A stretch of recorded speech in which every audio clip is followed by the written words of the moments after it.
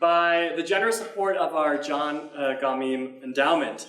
John Gamim was a Brazil-born architect with missionary parents, and he immigrated to the United States and attended civil engineering school at the Virginia Military Institute in 1910 before committing to military service and then returning to Brazil for work with the National City Bank.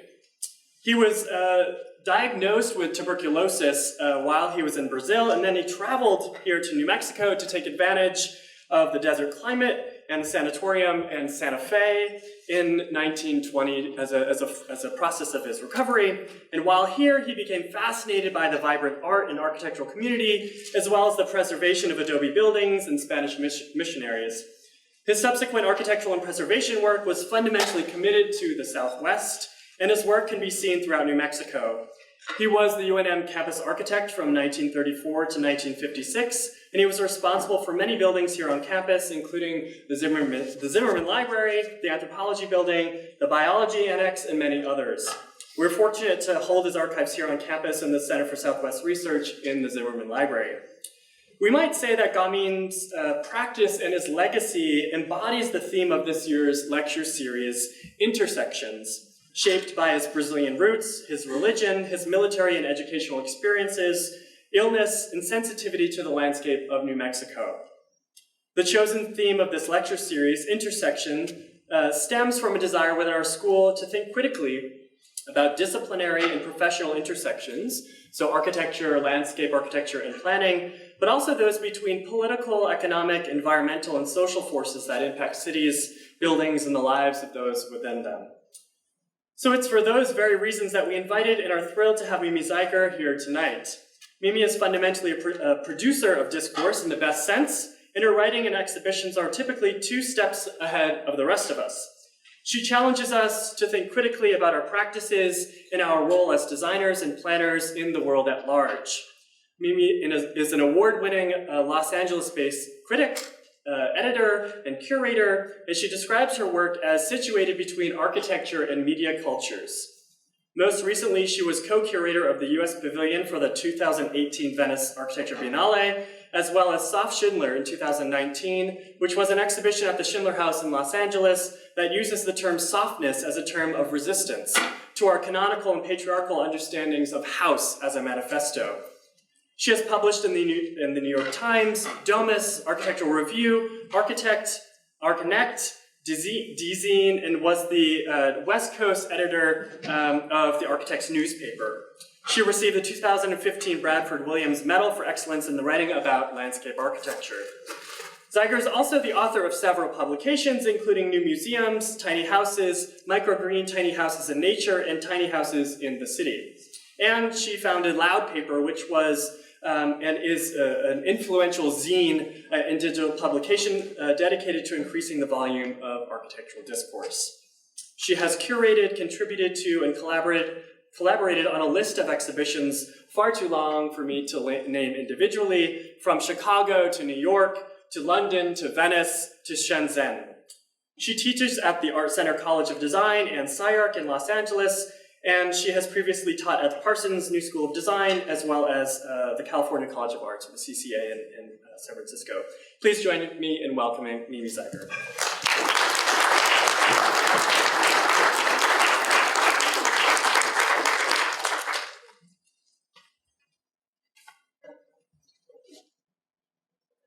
Okay, I think that should do it. I don't do any dances. We should be fine. I may do dances. Thank you, Erin, so much for that lovely introduction. It is such a pleasure to be here in Albuquerque in this really awesome building and to be part of such a terrifically sort of concept of a lecture series. And yes, I very much am at the intersection of things, and I'll be sort of talking about that tonight, and the kind of format of this lecture will also be a bit intersectional. So I'm an architecture critic, and I'm a curator, as Erin said. So I'm going to present 3 curatorial projects, and then I'll insert in between them some criticism that I wrote leading into each of the exhibitions to suggest some of that intersections that or that interplay that goes on between critical writing and exhibition making. But first, I should probably explain my title. Don't worry, there's really no eggplant emojis involved in this. I've always found myself working on the boundaries of architecture and really at those blurry edges where the discipline meets culture at large. This is a really productive territory for me and always has been. It's those intersections between design and the public, design and pop culture, between art and architecture, between criticism and curation that I kind of really get excited about, which is why the series is so perfect. Recently, I've started to think of that space, maybe categorize it as soft. Not soft as in totally squishy, but soft as yielding but resilient. And as in the last project that I'll show, and as Erin mentioned, softness as a point of resistance.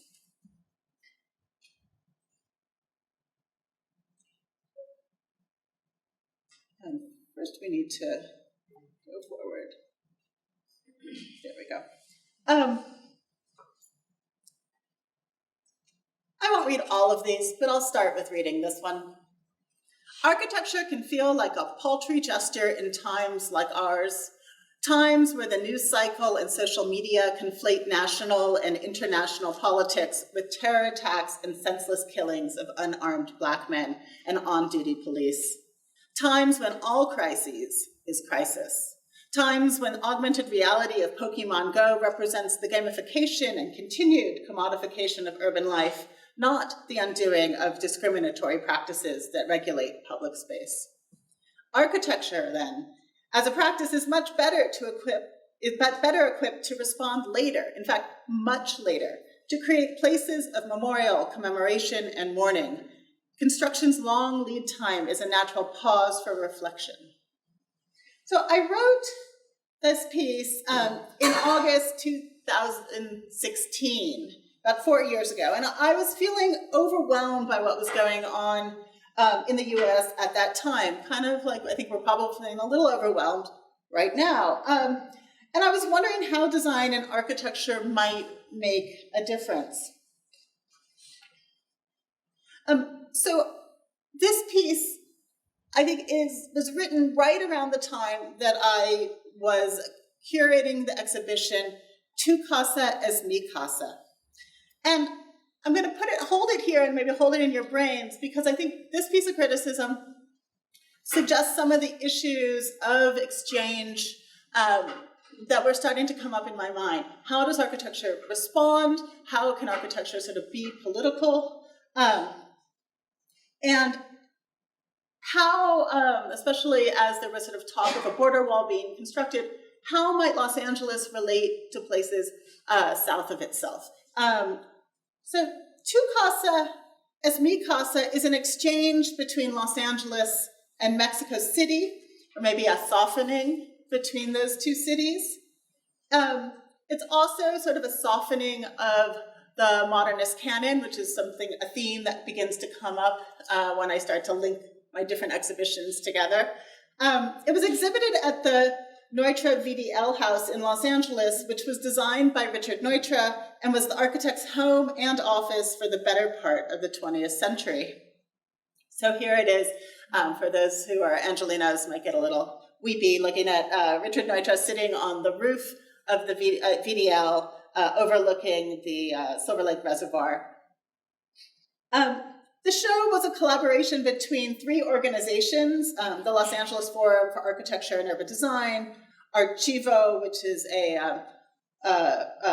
Francisco Romero's gallery space in Mexico City, and the Neutra VDL. And it was also a collaboration between 4 curators coming together, Andrea Dietz, Sarah Lorenzen, and Mario Ballesteros. Tu Casa opened in September 2016, and in the midst of that threat to build the border wall, and the show was timed to coincide with the Getty's project, Pacific Standard Time, LA, Latin America, Los Angeles. The exhibition acknowledges a history of architectural, critical, and literary exchange between California and Mexico. And the title is a riff on the welcoming "my house is your house," or "mi casa es tu casa," but instead it's "your house is my house," sort of suggesting that tension, that something is wanted in this exchange. For this show, we asked 3 California-based writers, Eris Janigian, Katja Telovec, and David Ulin, each to come to the VDL house, spend some time there, and then craft a letter to one of the 3 Mexico City designers, who then would respond with site-specific work. And so exchange or dialogue between the house and the city, between the writers and the designers was critical to this project. Now, it seems a bit mathy and a little didactic, right? Like, oh my God, your writer is going to give you this brief that you have to respond to. But the letters and the responses sort of were more opening up of ideas rather than sort of predicting or sort of dictating ideas. So, Tu Casas, Mi Casa grapples with questions about architectural space, questions of mass production, domesticity within the legacy of California modernism, and modernism more generally. Both Mexico City and Los Angeles absorbed the initial precepts of the international movement and adapted them to singular socio-political environmental contexts. And so when we asked these designers to come to the house to make work, we really wanted to see what could happen when they arrived in LA. And we also had another thing up our sleeve. It was sort of meant to provoke a discussion about what kinds of design were being welcomed into Los Angeles. We chose designers whose work was extremely material, often conceptual, and political. This is something that we as curators found lacking in other circles in Los Angeles, where sort of the academic silos would sort of move much more towards the conceptual and away from the material, and both the material practices and the more conceptual practices were both avoiding, like the plague, the political question. So our show is a counter position to that kind of siloing. The first piece is called If We Want to Continue, and we asked David Ulin to write a letter to Frida Escobedo. I'll let you read this just a little bit while I talk, if you can double brain it a bit. If We Want to Continue is a meditation on smoke and mirrors. The installation takes its title from a book Richard Neutra found, a book by Richard Neutra, which Frida found in the library in the house. The English language edition was published in 1957, and it translates as survival through design. But Frida, in translating it back through the Spanish, translated it as If We Want to Continue. The volume was burned in a fire when the house burned down in 1963 and then was rebuilt later by Dion Neutra. And so the book that she found of Neutra's sort of discussions about how do we survive or how do we continue was the kind of the leaping off point. David's text suggests a kind of alienation or a certain kind of recursiveness and reflection. And Frida's work, I can actually start to show you pictures, plays on Neutra's predilection for using mirrors to continue walls or to create a sense of interior panorama.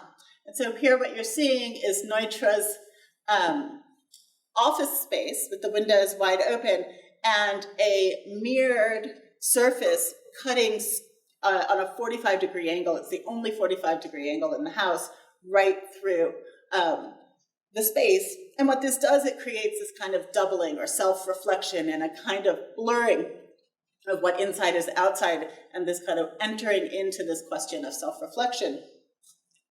And by cutting through this seminar room and the music room, which is continuous on the ground level with usually a curtain in between, we create this sort of frustration of the modernist view through the house. It sort of reflects it back outside. The outside is reflected back on itself.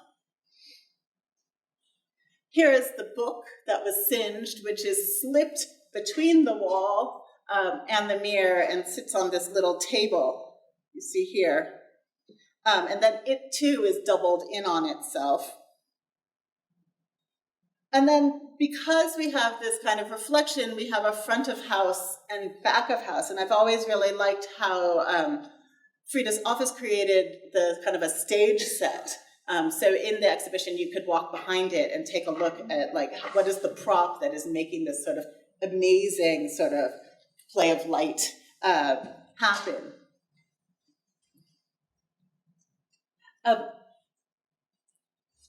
Presently tense about the future, which clearly we were when we entered into this, responds to this text, a piece of this text,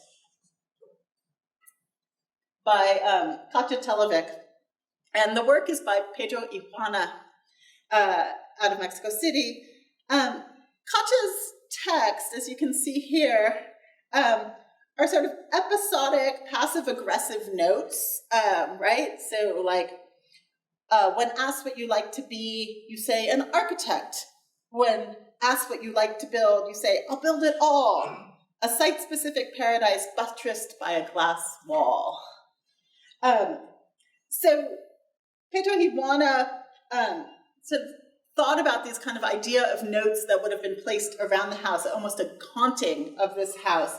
And they created a pattern of aluminum foil, which is placed over all the wood surface, all the vertical wood surfaces in the house.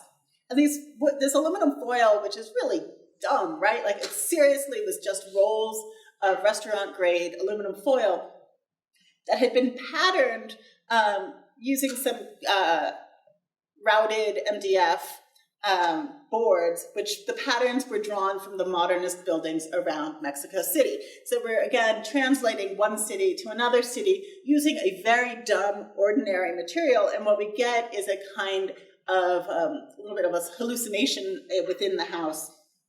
The house was also quite haunted. Literally, this house is haunted, we think, by Dione Neutra. The historians maybe won't back me up on that. But it does have a little bit of sense of otherness to it, and those kind of notes that are in Katja's texts were then put into recording devices that were in these telephones that were brought from the collection from Archivo, so you could pick up a phone and you'd hear this like voice talking to you, reading off some of these sort of strange sort of poetic texts about the house. Rise and Fall was by the group Tezontle and the writer Eris Janigian. And it transforms the house, the VDL penthouse, into a protective bunker. And if you take a look at this text, you'll probably see why a bunker would be necessary. Eris's letter to Carlos and Lucas basically is saying that because of the kind of heightened rhetoric around migration in California and in the US, ICE teams have come into LA, have rounded up all of the migrant workers in and around Los Angeles, legal or illegal, and carted them away. And what is created was a revolution by the bourgeoisie in Los Angeles, who then started burning things because they no longer had anyone to do any of the work in Los Angeles. So he imagines that he's sitting in this penthouse, the penthouse that you saw Richard Neutra sitting in, basically watching the flames burn. And Tezontle took this to make this kind of bunker. They used they were inspired by the Guatemalan artist Carlos Merida, who in 1951 was commissioned to create large murals for the facade of El Multifilmar Juarez housing complex in Mexico City. In 1980, so some of the murals. In 1985, the earthquake that hit Mexico City destroyed the housing complex along with Merida's artworks.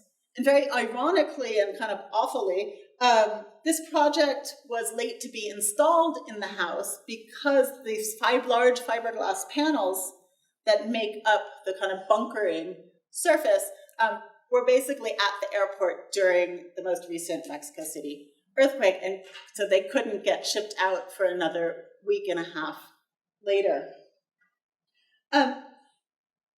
I love the kind of inversion that this project does, that it sort of takes something which is the modernist ideal, that everything must be open, and it reduces it to something that is surface, decorative surface at that, and a political decorative surface. And so once you were up in this space, you really kind of got an entirely different idea of what the house was all about. If you see here, if you read the sort of skull, there's a little hole cut in the eye of the skull, and that is the only place from the penthouse that you could get a real view out to see that desired view of the Silver Lake Reservoir. A little bit of a sort of we're going to blockade ourselves in.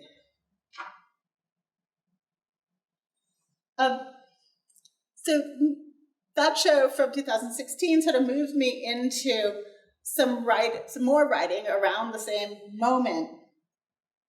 I wrote at the time in a piece for Dezeen, although optimism is wearing thin at the moment, could speculative design be an answer? Can we use the very tools of neoliberal and techno-utopian dreaming as an apparatus of resistance? Clearly, I'm hung up on resistance, right? While a radical generation of designers forged by 1968 enacted their politics through drawings, writings, and comic books, it's rare to see a depiction in which a contemporary designer allows herself the privilege, faith, to speculate a rectified equality. But why not dream it? Why not draw it? There's power in representation. I'm looking at that quote and thinking about Dimensions of Citizenship, which is the next show that I'm going to show you, and was the 2018 Venice, the U.S. Pavilion for the Venice Architecture Biennial. I can see that I was really struggling with how the profession is going to represent itself and what were going to be the tools for that representation. Speculation, representation became sort of these critical operations. So how we might make work that is environmental and immersive and respond to critical issues is really starting to become the main issue that I'm starting to deal with. And then it was in December of 2016 that I went to Dallas for a conference that's entitled New Cities, Future Ruins, and I heard Teddy Cruz and Fauna Foreman present their work, and one question they asked stuck with me and became the crux of this opinion piece. And the question was, where is our public imagination? And that idea of imagination, of speculation, right? Things that are normally like we're thinking about,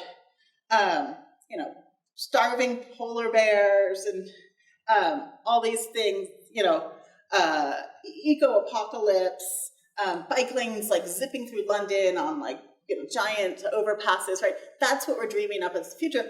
But how do we dream up a future that actually is more inclusive, that represents everybody?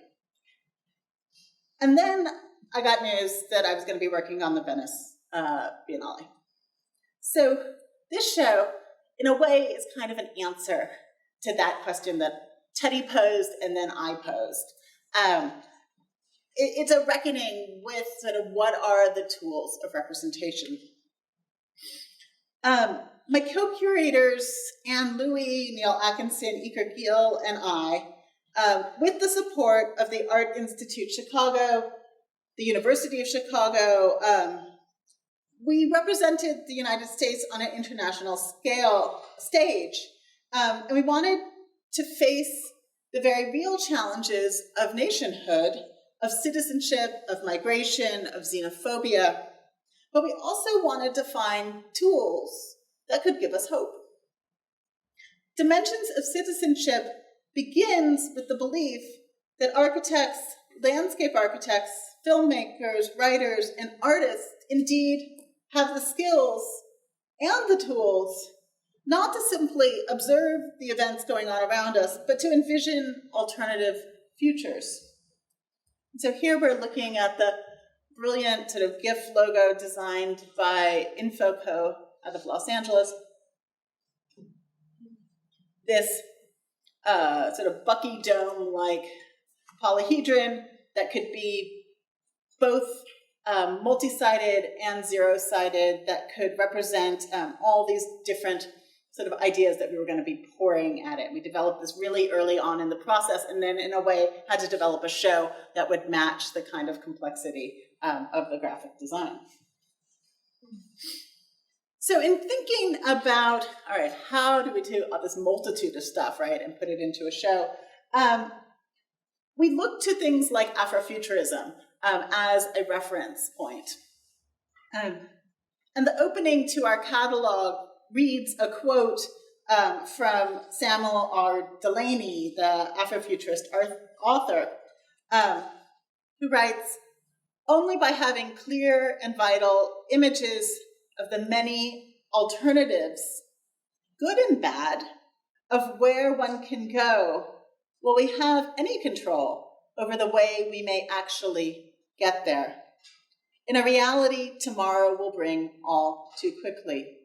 From his book, The Necessity of Tomorrow. He's interested in what are the necessary, clear, and vital images of tomorrow. And our show was first conceptualized in those moments between the election and inauguration. And that charged moment produced the question, what is the relationship between architecture and citizenship? And it was from that query, which could be benign in many ways, grew an argument. Circumstances then and now in the United States and Europe on Brexit exit day indicate that it's really urgent for designers to respond to shifting notions of belonging. How do we belong? Where do we belong? What are those spaces of belonging?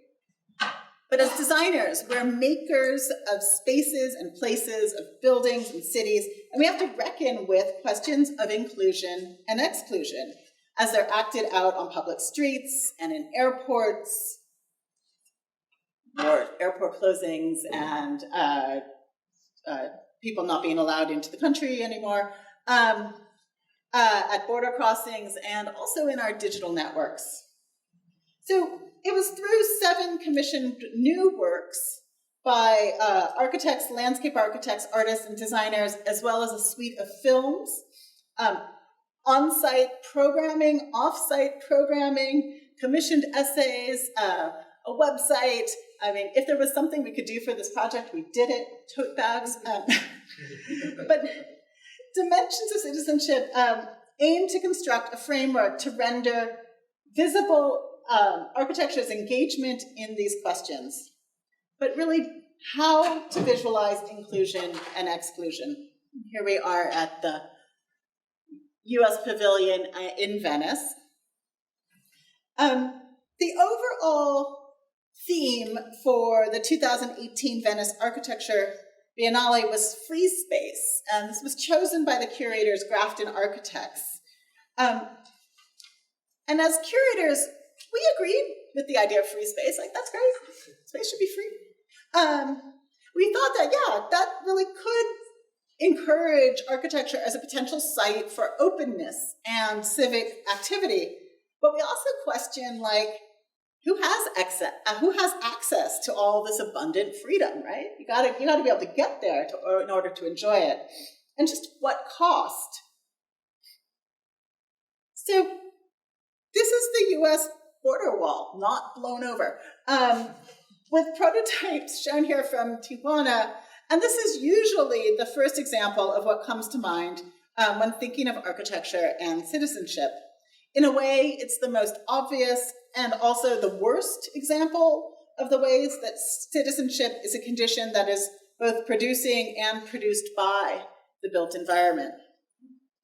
But does this conversation, rooted in binary rhetoric that's all about inside and outside and self and other, it looms over what could be more nuanced conversations and more nuanced conditions about citizenship.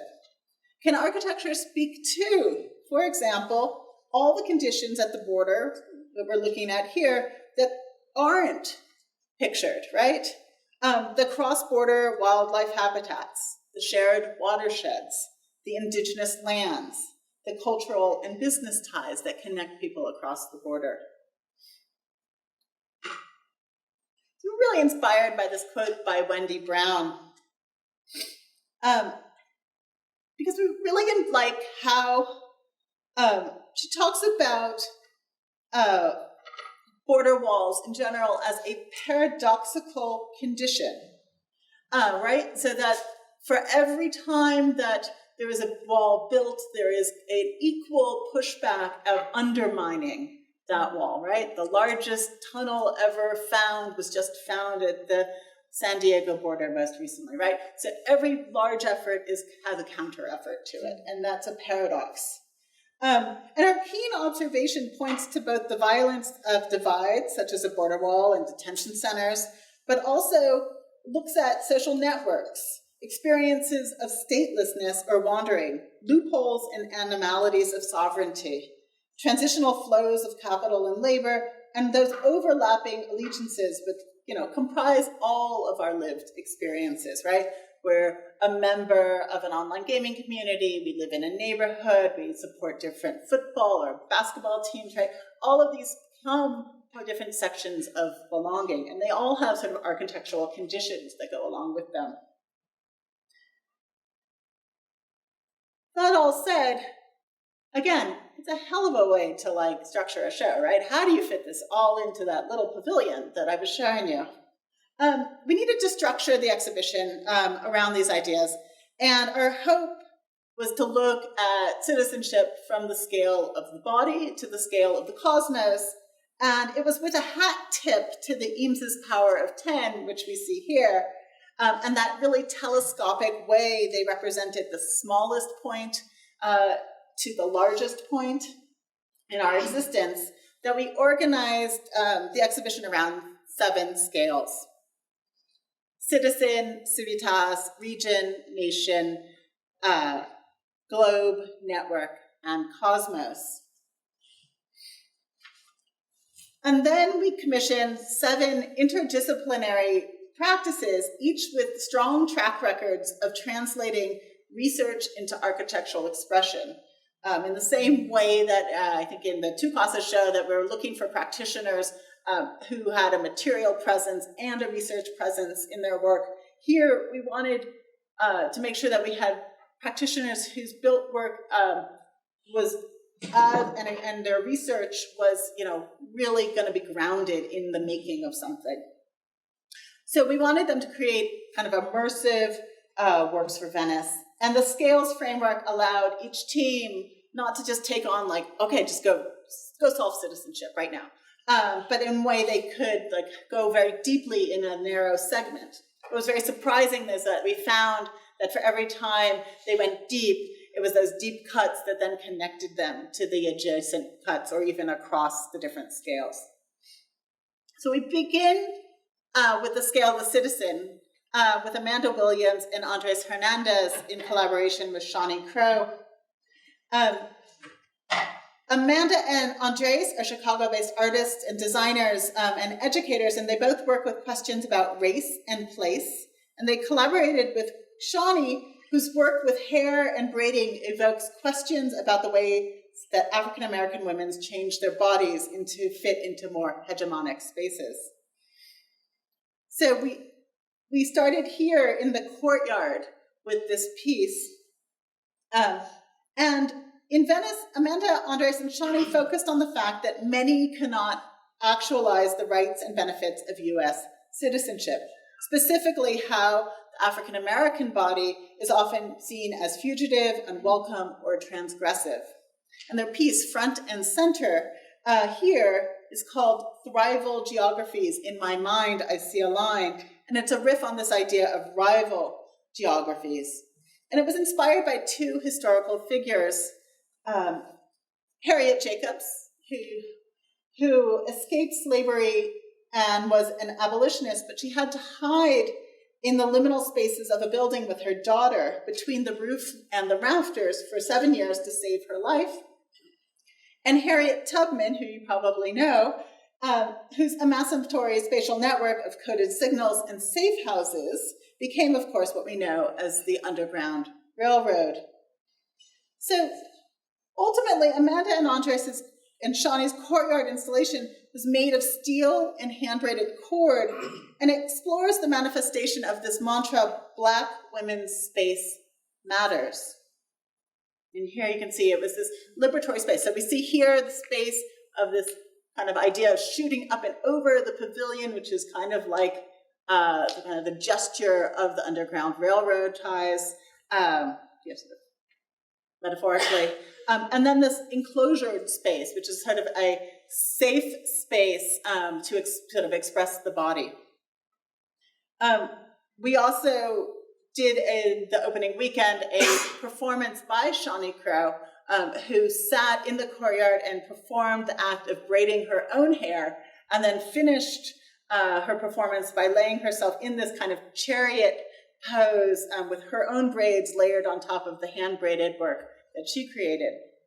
I think for me, this work was a real experiment in how do we begin to bring different visual languages into architecture, right? That we are so used to using certain kinds of materiality.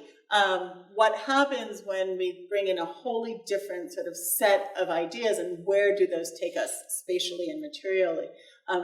And so this one, I think, is really sort of, for me, is the test of where architecture might go. Like it's weird. I think we all felt like it, but it's weird in the best possible ways, in that it's tactile, it's furry, it's hair. It kind of goes between different kinds of forms. It doesn't immediately sort of tell you what it is. At the scale of Civitas, we wanted to explore questions of shared public space as stages for conflict and collectivity. And Studio Gang's project for the Biennale addresses Civitas by bringing hundreds of cobblestones from a site along the Mississippi River to reconstruct a piece of Memphis's cobblestone landing, which you see here. At this site, cobblestones were facilitating the unloading of cotton bales, and in the urban myth of Memphis, were said to be used as ballasts on slave ships. And today, this is what the landing looks like. It's a disused waterfront space, along the river. So, as part of a longer process to help craft a new public space for all Memphis citizens, and I should say that this is ongoing work, in fact, their work will be realized, Studio Gang wanted to explore the idea of a new civic monument for a city that was reckoning with legacies of inequality. So here we're seeing the cobblestone landing. Here we're seeing the Bedford Forest Monument, which was a Jim Crow era Confederate sculpture that was being that had been taken down through activist protests and work with the city. There's very clearly sort of a moment going on around who was represented as a citizen in Memphis at the time that they were working on this project. So we brought all of these stones to Venice, which is kind of a crazy thing to do. They're sort of put in this sort of slope that begins to resemble the landing that you could walk on very viscerally. And then there was a mapping of the Mississippi with sort of key items within Memphis's history that are then called out on the wall. And then in addition to that, they did a series of these story stones, which are paired with a video of interviews with different city officials, residents, activists, all walks of life. And then how do we take their interviews and then translate them into sort of actions taken on the stones? So some of them are drawn upon, some of them are milled, some of them are routed. You see all these different actions. At the scale of the region, Scape's concept for the exhibition explores the idea of ecological citizenship through the lens of tidal regions.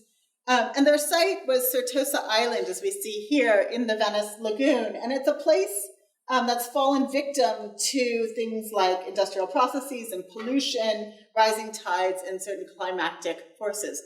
And if you saw the pictures of the Venice flooded, some of that is because of the erosion of the natural barriers, because of the many things going on, rising sea levels, the erosion around the banks of the small islands because of cruise boats. All of this is sort of taking place. So in a way, it's quite prescient of Scape to sort of note this. You can be there? Okay. So poised against all of this, Scape was really looking at both the kind of artifacts that come out of ecological citizenship and the people. So it argues that landscape architecture can play a role in transforming and redefining regions, and looking at how people like this guy who is making something called a fascine, which is a bundle of wood made by the local fishermen in Venice on their off-season, and used to help with an erosion control piece of basically infrastructural ecological architecture. And it's this activist regional citizenry, these humans that are scientists and local residents, ecologists, that also then coexist with non-human citizens, crabs, birds, fish that all need protection. And in the gallery, we showed the fascines, which we see here, stacked. These were made for us locally by the fishermen. These really high-tech ecocrete blocks, which are used to stabilize the canal beds and around erosion, and then also create space for critters to live in. Some of those critters were seen in a film up here, which sort of showed and demonstrated these processes.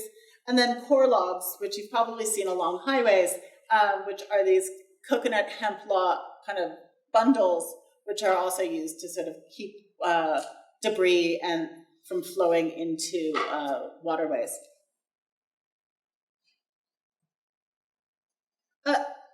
And then we start to see a connection between the scale of the region and the scale of the nation with Studio Teddy Cruz and Fauna Foreman's work. As I discussed earlier, we were interested in getting away from the border wall as the primary example of architecture and citizenship. And Cruz and Foreman, through their cross-border initiative at UC San Diego, investigates the spatial and political implications of national boundaries and is actively building ties between San Diego and Tijuana. And here we have sort of the border condition at San Diego.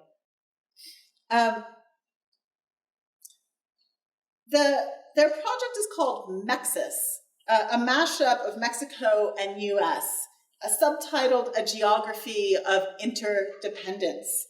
And Cruz and Foreman ask us to consider what might be a wall-free bioregion instead of a flat borderline, which we see here, which truncates the social and ecological shared assets between these divided nations.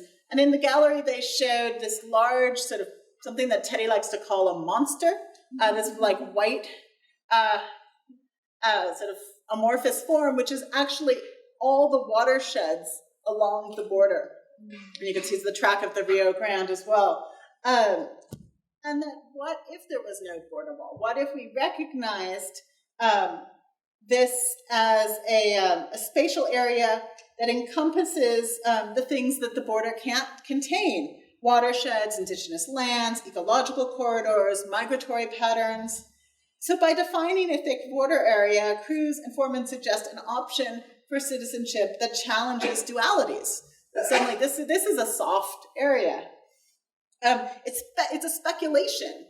It says, hey, we should have no border wall, not because of any do-gooding, right? But because of the things that it actually brings to both sides. This is a sort of shared condition. And it breaks down this idea of the us and them. So at the gallery, this red line that you see wasn't always there. We're looking at all of the tributaries. Here, it would actually flash on and off. So it was lent the viewer an idea to look at what the shared space might be and even sort of scratch their head on what it is, and then become sort of engaged in it came on with this big sound as well. Suddenly you were like, oh, that's the kind of insertion of this kind of violent piece of infrastructure at the border. At the scale of the globe, we asked Delors, Scafidi, and Renfro to sort of take on this project, and they teamed up with Laura Kurgan and Bobby Petrusco, along with the Columbia Center for Spatial Research. And their project uses data from a satellite, NASA satellite, that visualizes where people live on Earth. And so it's entitled In Plain Sight, and it juxtaposes night and day conditions, and it depicts certain abnormalities in this data, which often sort of go to the issue of who do we count, right? So we all know the big green-blue globe, right? Like this is the idea that it's one village, we're all in it together, the whole Earth. And then this sort of more contemporary imaging of the world at night. And it's that world at night that they are really interested in, sort of the juxtaposition between what happens when you overlay the images at world of night. So oftentimes those bright lights, which sort of seem to represent occupation of humans, is how sort of large population counts can be taken, right? So where we know population centers are. But they actually focused in on areas, and here it is in the gallery, areas where there was light but no people, and places of darkness where there were people but no light. So some of these things might be a place with light but no people, might be an extraction site or a military base where there's very few people but lots and lots of light. And a place with of darkness might be a refugee camp, an isolated village, or even a rich neighborhood who have light regulations in it. So, they're also sort of comparing light versus dark in terms of Hurricane Harvey recovery versus Hurricane Maria recovery as well.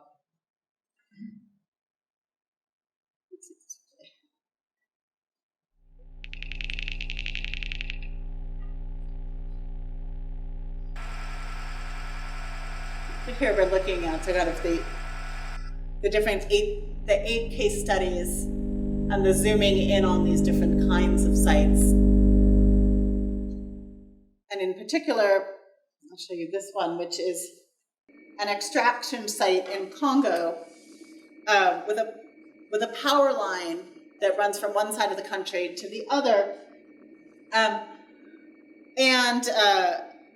you'll see, there are villages all along the length of the power line who do not have access to the electricity.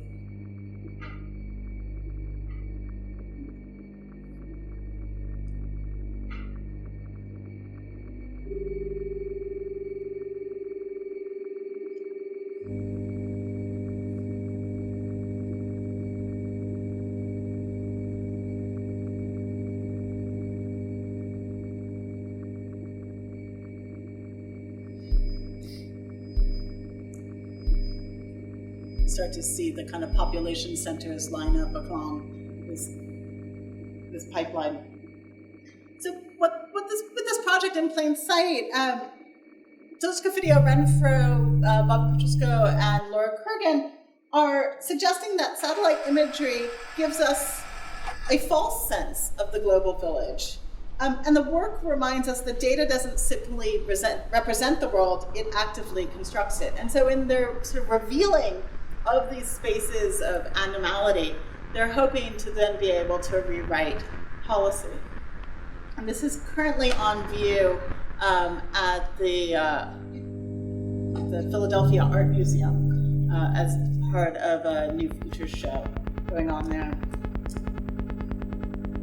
We'll leave this. This could run for 18 minutes, so I'm going to let it go. And we'll move on to the network. As a historian and scholar, Keller Easterling, whose work you may have read, explores the way that networks and global capital touch the ground in spatial products, economic zones, and organizational space. And for her work at the Biennale, she constructed a team called Many, because she didn't want just a singular authorship. And her team and her proposed the use of the scale of the network to rethink this outdated notion of citizenship.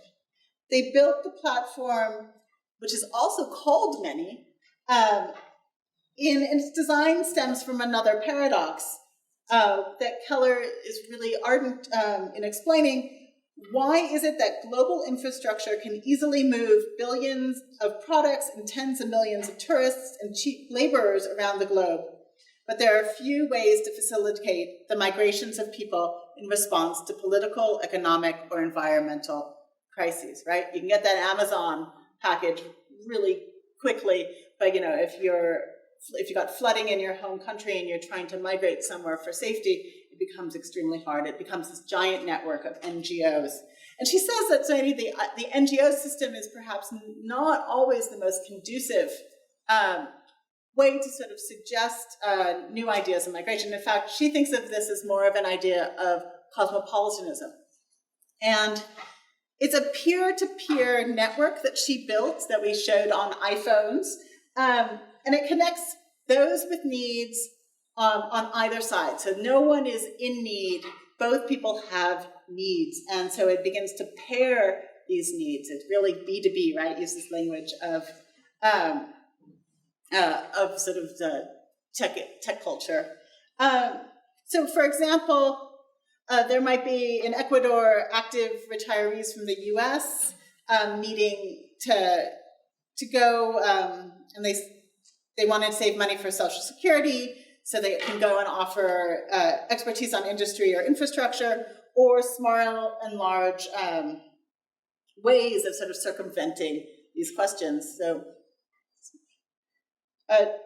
what I really like about this project is the kind of graphic ideal that she was able to create with this idea of these glyphs, which represent each of the different needs that were then paired, these kind of somewhere between an emoji and a hobo symbol, that then you could use the app to begin to sort of find short-term stays, sort of different ways of sort of navigating the visa process in order to kind of pair together a series of visas or a series of short stays, rather than sort of embracing that sort of dangled over you idea of citizenship. At the scale of the cosmos, we invited the group Design Earth, and they used their approach, which is super speculative and illustrative, to think about the geographies and fictions that unravel the very complex issues about space, the cosmos, citizenship, and made stories that mix the strange fiction of geopolitical logistics, privatization, and myth. And they presented 3 geo-stories in the form of these triptych drawings here called Cosmorama. And they show ideas of entrepreneurship, extraction, endangered species, and space trash in a black mirror of current on-world crises. So here we're seeing this work is called Planetary Arc. We have a kind of speculative idea that the Empire State Building is a spaceship that is launching all of the different creatures that have ever been sent into outer space, And these sort of think about the ideas of like what is happening in space, right? Like what, what are the kind of contradictions between the Outer Space Treaty from 1967 versus our current Space Act, which is from 2015, which is spurring private aerospace competitiveness and makes it possible for people like Elon Musk to begin to develop an idea for Mars. So here they showed these gods of the new space age, which are the idea of asteroids that have been mined for and extracted on one side, and then on the other side are the sort of shape of the gods of the new space age, so almost like Greek gods that hang in our heavens. We also showed in this series, and you can sort of see this black blob here, is an actual meteorite. So there's moments of connectivity between the different projects. We had stones from Memphis in Jeannie Gang's project, and then we have a meteorite from space in this project. There are also ideas that we couldn't really fit into the scales, right? Like it seems a really like, we got to break up this thing, it's very structural. So we wanted a place where we could have more ambiguous readings of contemporary citizenship. So we created a space called the Transit Screening Lounge, which sits in the rotunda of the pavilion.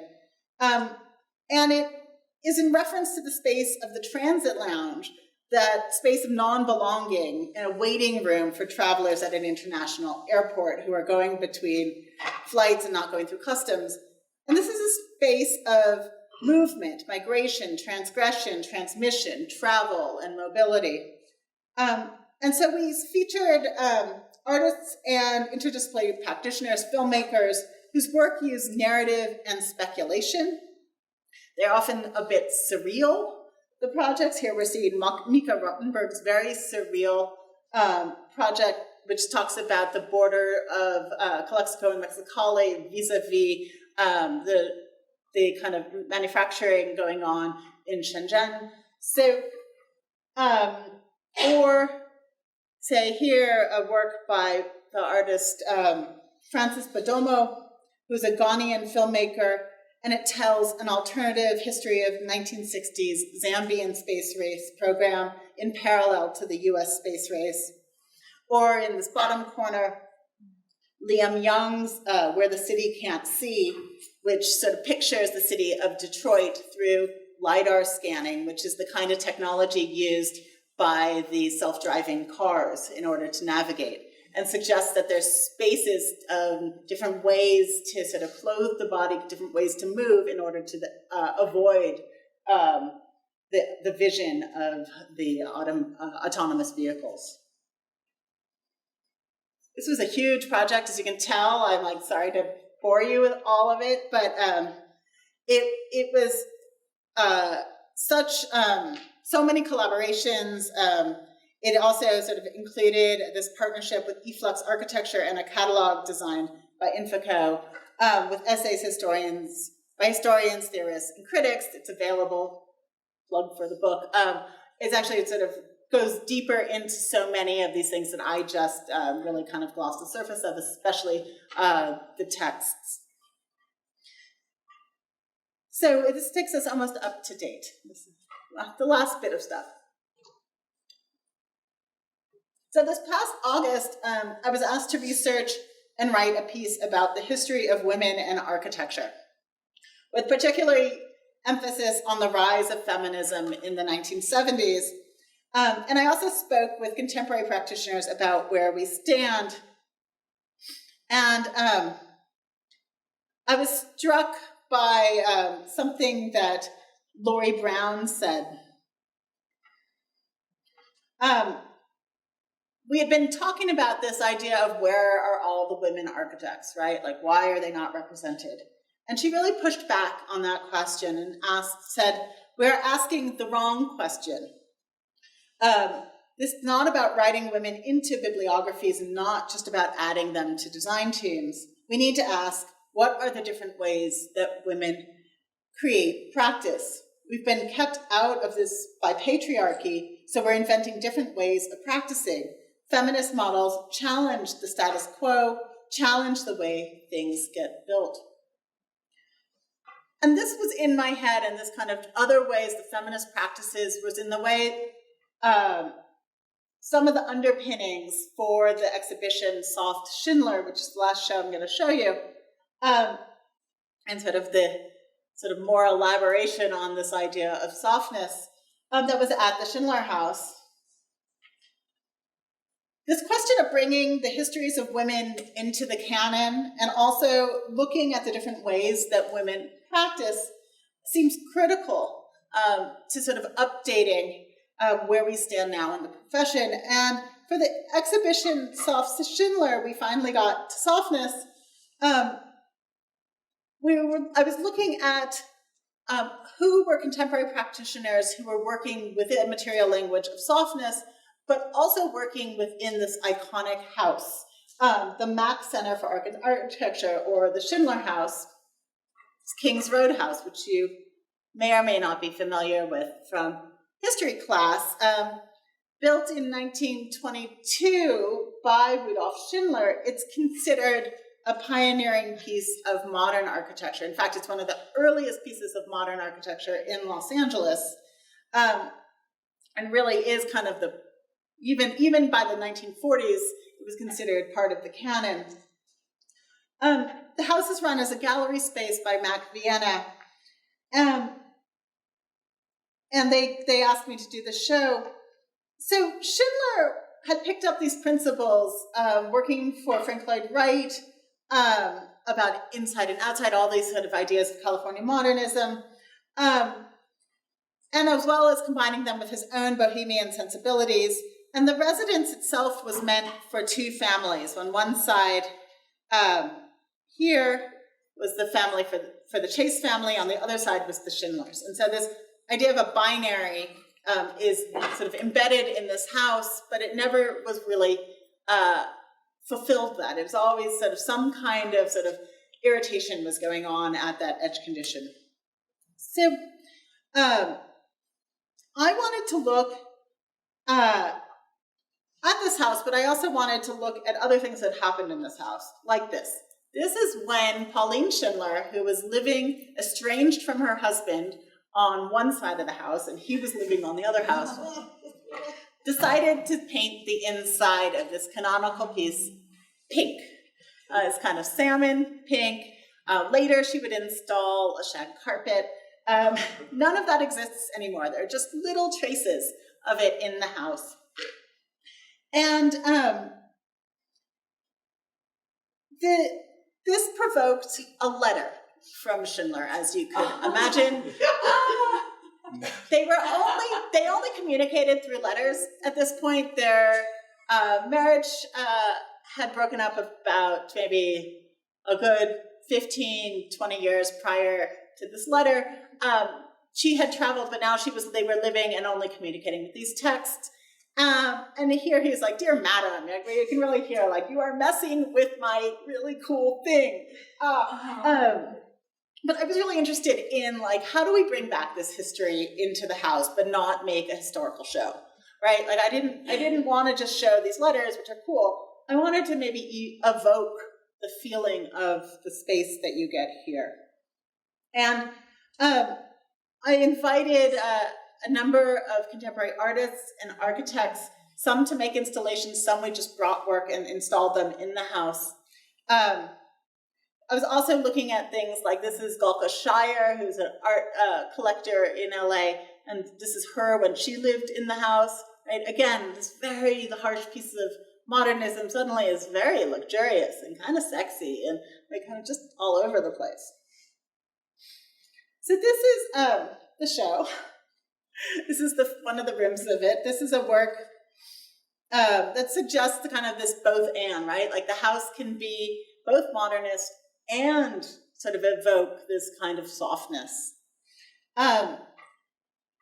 The different participants sort of were reacting to ideas of femininity versus masculinity, inside versus outside, heavy versus light, rational versus emotional, and suggesting that maybe this kind of binary framing is a bit outmoded. So with this piece, these are two works grounded in feminist practices.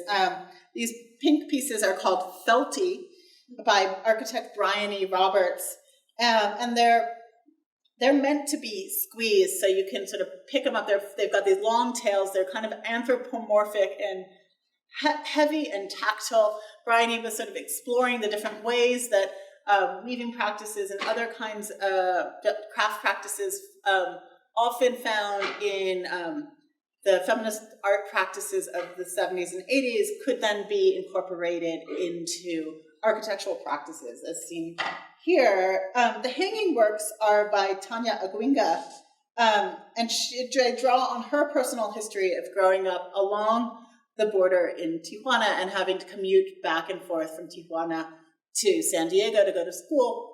They're entitled Privilege, Omission, Structures of Oppression. And you can see in their forms, they kind of are very precarious, and that precarity was something that she wanted to capture in these works. This is a work by Laurel Broughton, architect whose practice is called Welcome Projects out of Los Angeles, and they are 4 mascot prototypes for Los Angeles.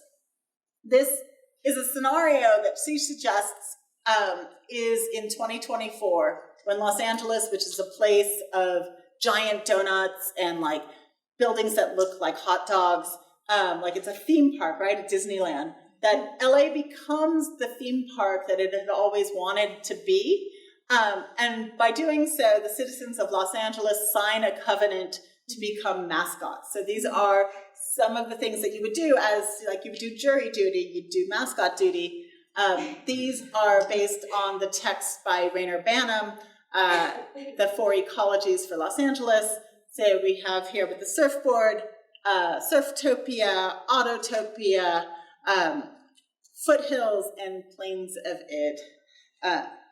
When we're talking about this question of non-binary, I also love that these are both soft objects that you wear as clothing, but they were constructed as drawings. So it's a little hard to see in this photo, but all of these kind of lines, or these patterns are actually hand-drawn lines on fabric.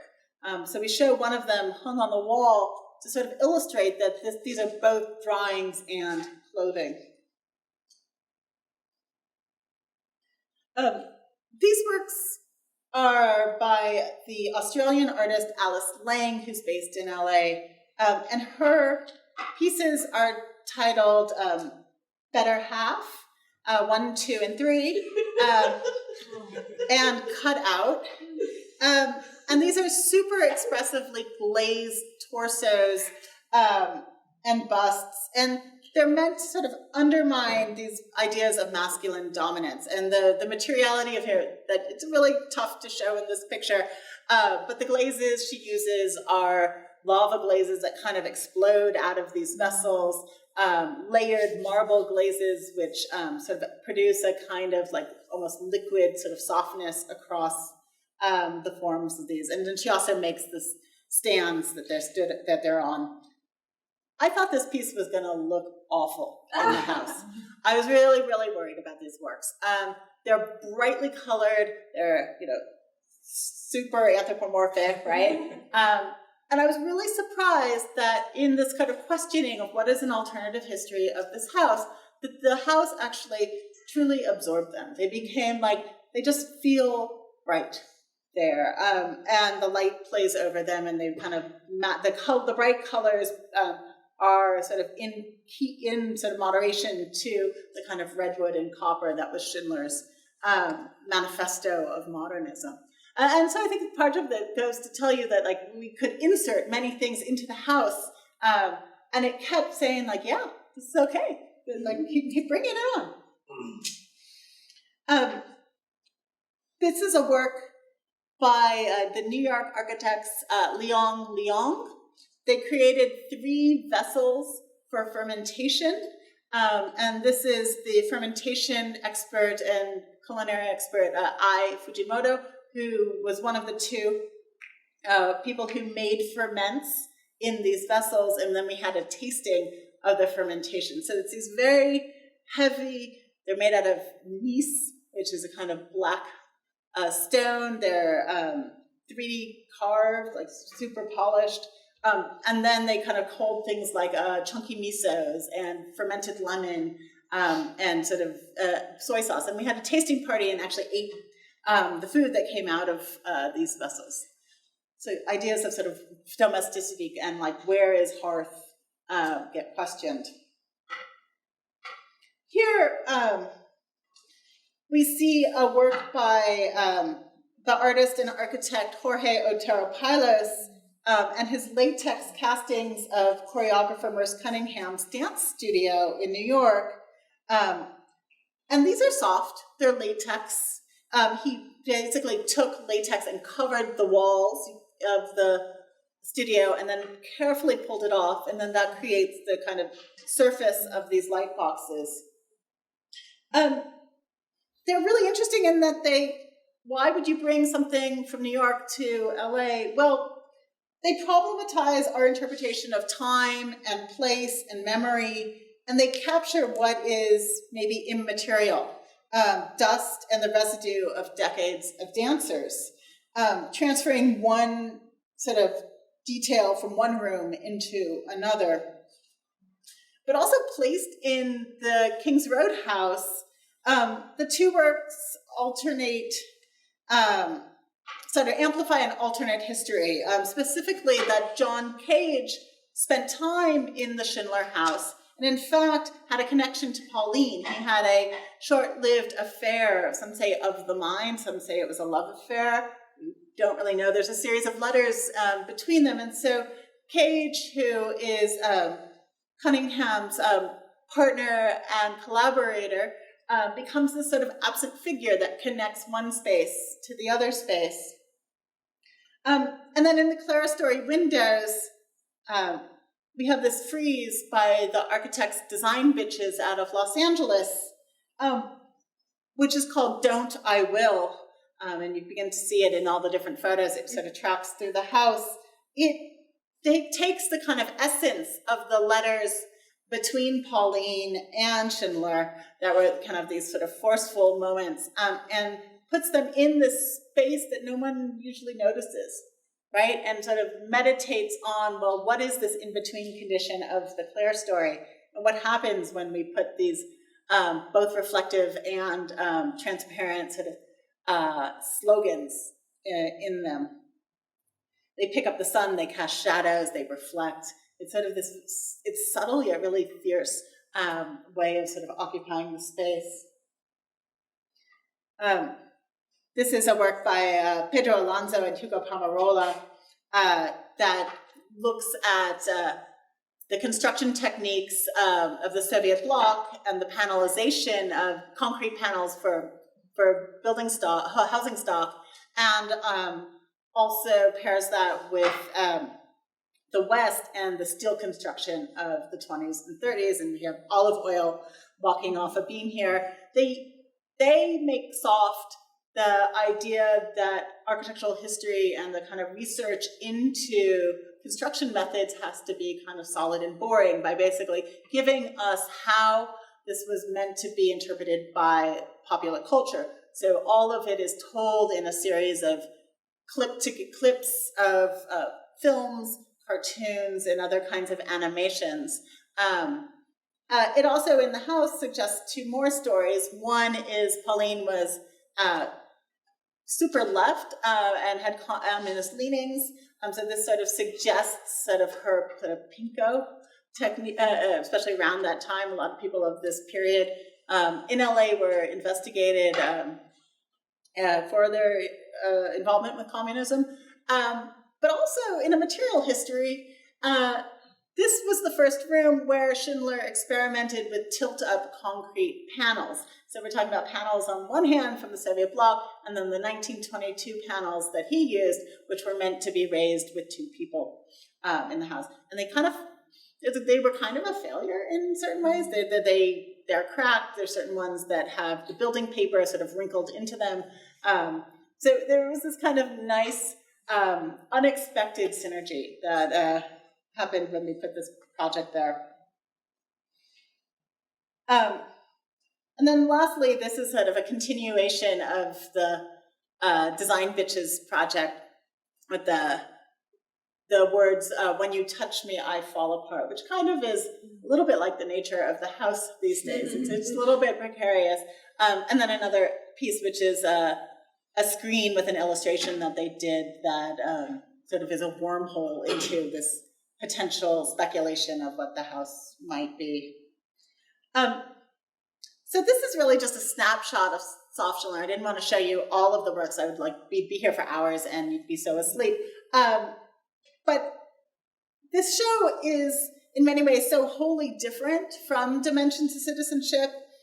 Both shows use the space of exhibition for a place for reevaluating our assumptions.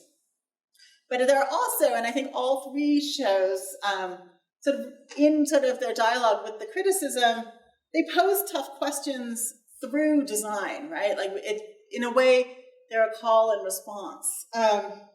So we're continually suggesting sort of reimagined histories and the possibility of some new futures for architecture.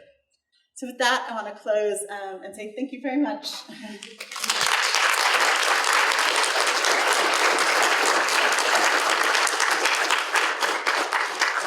I know I've gone on. If there's any questions, I'm happy to take questions.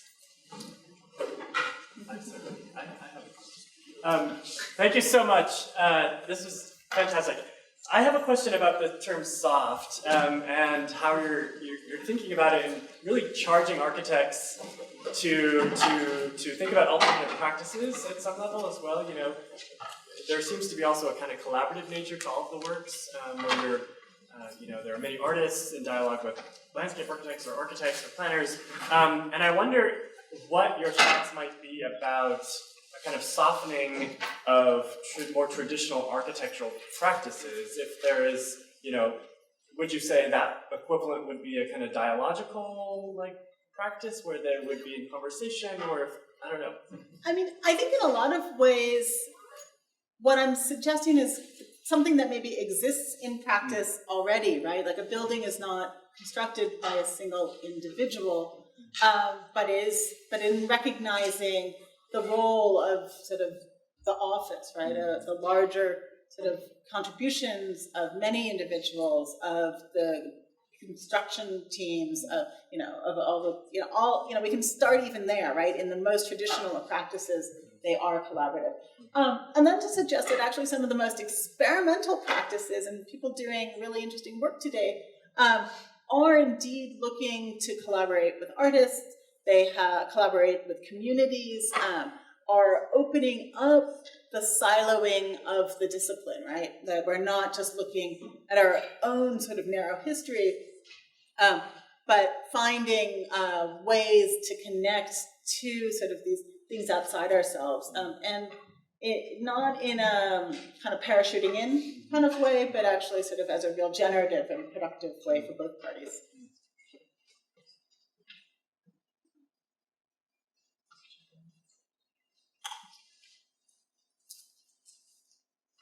Well, thank you so much. Thank you.